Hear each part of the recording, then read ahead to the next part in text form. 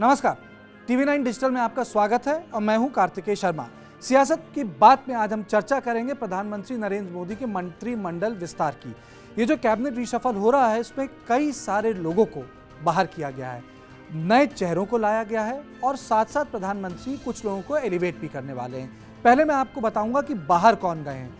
इसमें रविशंकर प्रसाद हैं, मुख्य नाम बताऊंगा। इसमें सदानंद गौड़ा हैं, प्रकाश जावड़ेकर हैं और थावरचंद गहलोत हैं। देखिए, सदानंद गौड़ा तो फॉर्मर चीफ मिनिस्टर हैं, रविशंकर प्रसाद लॉ मिनिस्टर रहे थे और लॉ मिनिस्टर का मतलब होता है जुडिशरी और जुडिशरी का मतलब होता है सरकार की तरफ से पॉइंट पर्सन। प्रकाश जावड़ेकर यानी एनवायरमेंट मिनिस्टर, वो इंफॉर्मेशन ब्रॉडकास्टिंग भी देखते थे, यानी वो सरकार के स्पोक्स पर्सन थे, यानी उनको भी हटाया गया है। तो सवाल उठता है, क्या ये दोनों संगठन जाएंगे? नाराजगी क्या थी? क्या बड़ा काम दिया जाएगा?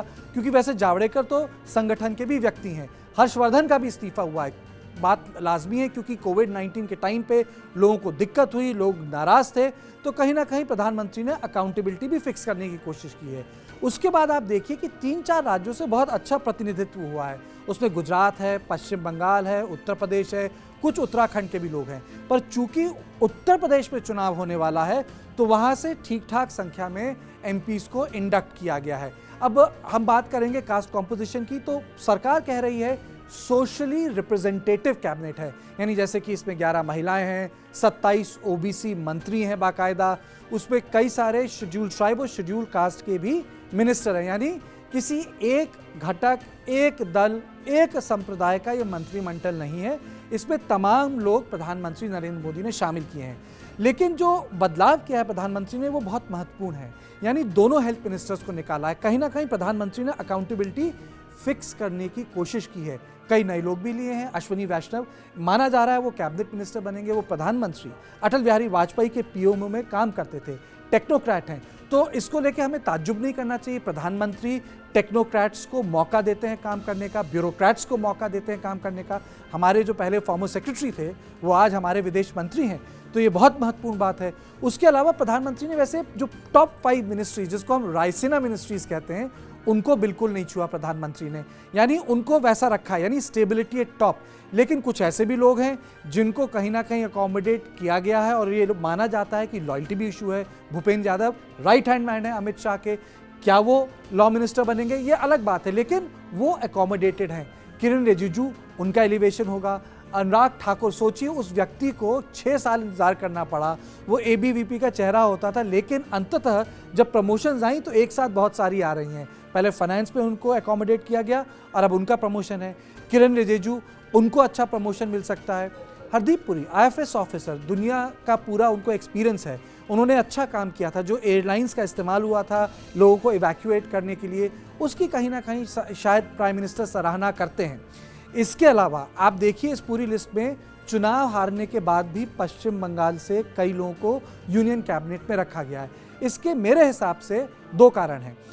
कांग्रेस के बाद लोकसभा राज्यसभा में काफ़ी दमखम से जो तृणमूल के एमपी हैं बोलते हैं, कहीं ना कहीं जो हमला होता है वो कांग्रेस से ज़्यादा तृणमूल के एमपी का होता है। तो अब जिस तरीके से रिप्रेजेंटेशन किया गया है उससे साफ लगता है कि मजबूत आवाज़ें पश्चिम बंगाल से आएंगी, यानी प्रोजेक्ट इन मेकिंग। हाँ, चुनाव हार गए लेकिन उसके बाद भी पश्चिम बंगाल का दामन नहीं छोड़ेंगे। उन्होंने कर्नाटका से भी रिप्रेजेंटेशन रखा, इसलिए महत्वपूर्ण है क्योंकि कर्नाटक में इस बार जो सरकार बनी है उसमें कांग्रेस के कई सारे लोग, यानी सरकार टूटी, गठबंधन टूटा, बीजेपी में शामिल हुए लोग, तब सरकार बनी, यानी वहां से भी उन लोगों ने रिप्रेजेंटेशन दिया है कि जब चुनाव हो तो अच्छा हो। तो सरकार की तरफ से कोशिश की गई है जो एक टैलेंट डेफिसिट है उसको पूरा किया जाए। फॉर्मर चीफ मिनिस्टर्स इंडक्टेड हैं, जैसे सर्बानंद सोनोवाल हैं। अब सर्बानंद सोनोवाल को करना क्यों ज़रूरी है? वो ट्राइबल हैं, उनकी जगह हेमंत बिस्व शर्मा आ गए। अब नारायण राणे क्यों आए? भाई मराठा फेस हैं। आपको याद होगा 2014 में जब फडणवीस बनाए गए थे तो लोगों ने बोला था कि भाई महाराष्ट्र पॉलिटिक्स जो मराठा पॉलिटिक्स होती है उसमें आपने ब्राह्मण बना दिया, और प्रधानमंत्री इस तरह के एक्सपेरिमेंट बहुत करते हैं।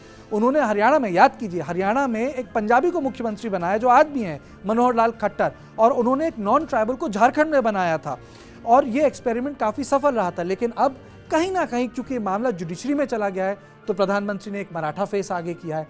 तो इसलिए जो कैबिनेट रिशफल है, जो उसका जो आप रूप देख रहे हैं, नए चेहरे हैं, नए चेहरों में एलिवेटेड लोग हैं। उत्तर प्रदेश, उत्तराखंड, पश्चिम बंगाल, गुजरात, यहाँ से अकोमोडेशन है।